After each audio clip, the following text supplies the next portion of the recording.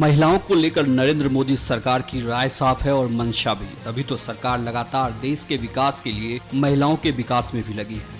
नरेंद्र मोदी जब सदन में राष्ट्रपति के अभिभाषण का जवाब दे रहे थे तब भी वुमेन्स डे को लेकर बोला था और अब राष्ट्रीय महिला सम्मेलन में भी बोला। पहले आपको लोकसभा में बोले मोदी के स्पीच का वुमेन्स डे वाला हिस्सा दिखाते हैं।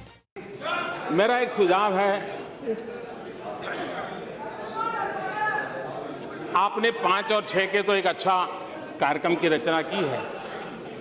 इस बार 8 मार्च को हमारा सदन चलता होगा, अंतर्राष्ट्रीय महिला दिवस है। उस समय का 8 मार्च का जो एजेंडा है वही रहे, लेकिन हम तय कर सकते हैं क्या कि 8 मार्च को सिर्फ हमारे वीमेन मेंबर ही बोलेंगे। हम हमारी संसदीय गतिविधि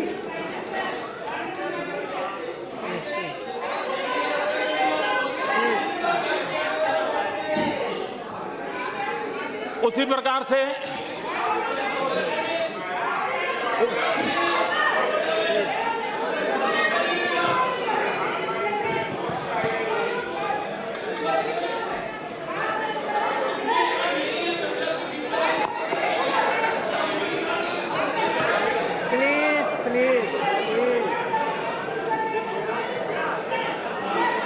उसी प्रकार से हम बहुत समय, हमारे समय ऐसा था, आपके समय ऐसा है, आप ऐसे हैं, हम वैसे हैं, ये हम करते रहते हैं। और देश को अब हमारे विषय में पूरा पता है, इसलिए देश को कोई तकलीफ नहीं। हम सब कौन हैं, कहाँ खड़े हैं, क्या सोचते हैं, देश पूरी तरह जानता है। लेकिन क्या, मैं सभी वरिष्ठ महानुभाव से मार्गदर्शन चाहूँगा कि क्या हम वर्ष में 2 सत्र के समय या एक सत्र तय करें। उस पूरे सत्र के दरमियान एक वीक ऐसा हो कि जिस वीक में सिर्फ जो फर्स्ट टाइमर एमपी है उन्हीं को बोलने के लिए निमंत्रित किया जाए। एक हम इसलिए नहीं कि मैं फर्स्ट टाइमर हूं, इसलिए नहीं कि मैं फर्स्ट टाइमर हूं, लेकिन हमें एक ताजगी भरी हवा इस सदन में विचारों की आवश्यकता मुझे महसूस होती है। और मुझे भरोसा है, मैं जानता हूं जिस प्रकार से आपके कार्यक्रम में ये जो नए एमपी रुचि ले रहे हैं, इससे मुझे लगता है कि उनको अवसर देना चाहिए। वे देश के लिए बहुत सी चीजें नई हमारे सामने रख सकते हैं, उस पर हम कुछ कर सकते हैं। ये तो लोकसभा में मोदी की महिला सांसदों को लेकर राय थी। अब आपको राष्ट्रीय महिला दिवस पर मोदी के महिला सशक्तिकरण की बात को बताते हैं। यहां पर सुषमा जी के कोट का उल्लेख हुआ, लेकिन मैं उसे महिला और पुरुष के संदर्भ में नहीं कहना चाहता। लेकिन एक बात सही है कि ये जो महिला सशक्तिकरण,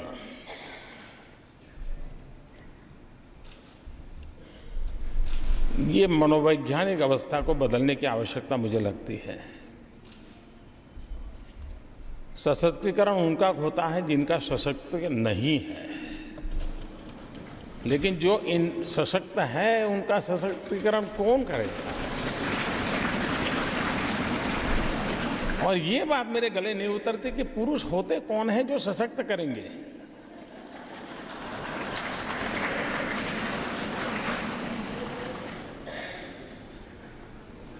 लेकिन आवश्यक ये है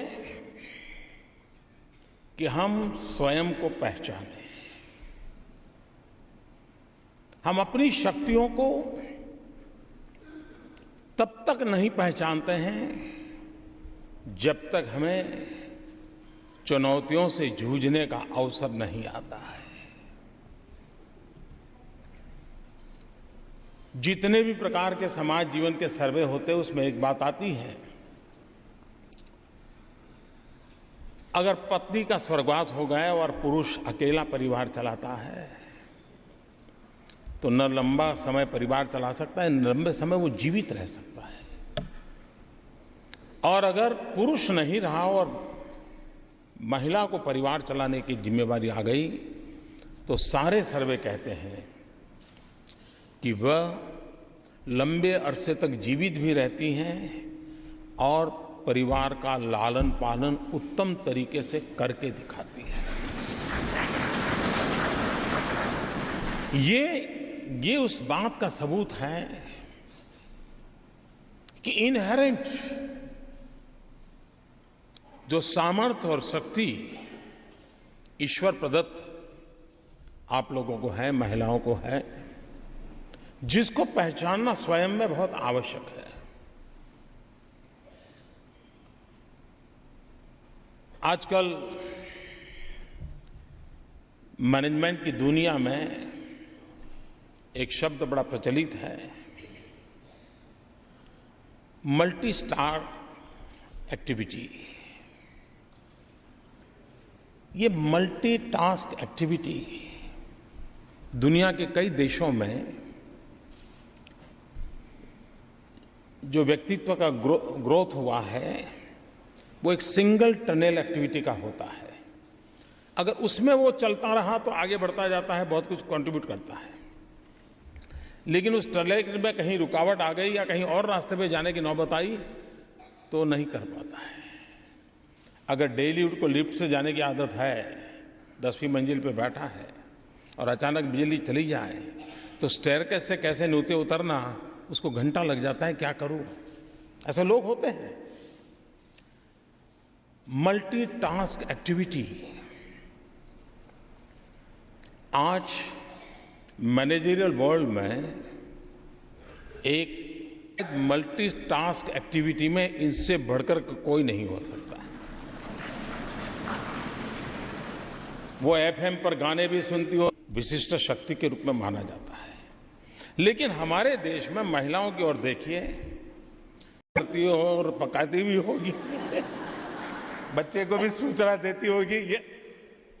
यानी कभी हम थोड़ा डिसेक्शन करके चीज को देखें तो अंदाज आता है कि क्या सामर्थ्य दिया है, क्या शक्ति दी है। क्या हम इस शक्ति का गौरव करना जानते हैं, इस सामर्थ्य को पहचानते हैं। और ये भी देखिए उसकी सफलता का आंक बहुत ऊंचा है। आप पिछले जहां जहां महिला को अवसर मिला है, ये कौन फॉरेन मिनिस्टर थे देश के, नाम ही याद नहीं आएगा, लेकिन आज सुषमा जी तुरंत याद आती है आपको।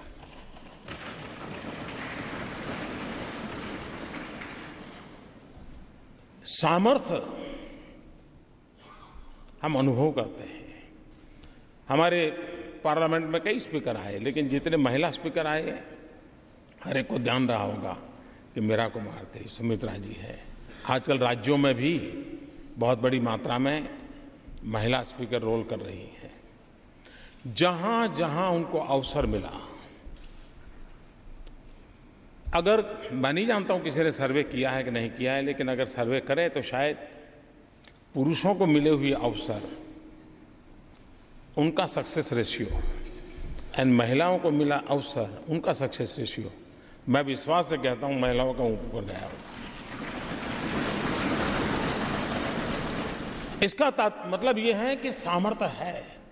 हमारे देश में ये पहली सरकार ऐसी है कि जिसमें इतनी बड़ी मात्रा में महिला मंत्रियों का प्रतिनिधित्व है, क्योंकि मेरा कन्विक्शन है कि उनको अगर अवसर मिले तो वो बहुत उत्तम परिणाम दे सकते हैं, और आज हम अनुभव भी कर रहे हैं कि परिणाम देते हैं। आप लोगों ने शायद पिछली शताब्दी के उत्तरार्ध में अफ्रीका का एक छोटा सा देश रवांडा, उसकी घटना शायद आपके कान पे अगर आई हो। वहाँ एक बहुत बड़ा नरसंहार हुआ, लाखों की तादाद में लोग मारे गए और ज्यादातर पुरुष मारे गए। बाद में महिलाओं ने देश की कमान संभाली और हिम्मत के साथ वो मैदान में आई। आज उनके लोअर हाउस में करीब 65% विमेन रिप्रेजेंटेटिव है। और इतनी भयंकर आपत्ति से निकले हुए देश को महिलाओं ने लीडरशिप दी और महिलाओं ने देश को बाहर निकाला। आज रवांडा अपने पैरों पर खड़े होने की ताकत खड़ा हो गया। ये एक अपने आप में एक बहुत बड़ा उदाहरण है कि कठिनाइयों से गुजरने के बाद भी जिनको अवसर मिला उन्होंने कितना बड़ा परिवर्तन किया है, कितना बड़ा परिणाम लाया है। और इसलिए लेकिन एक जनप्रतिनिधि के नाते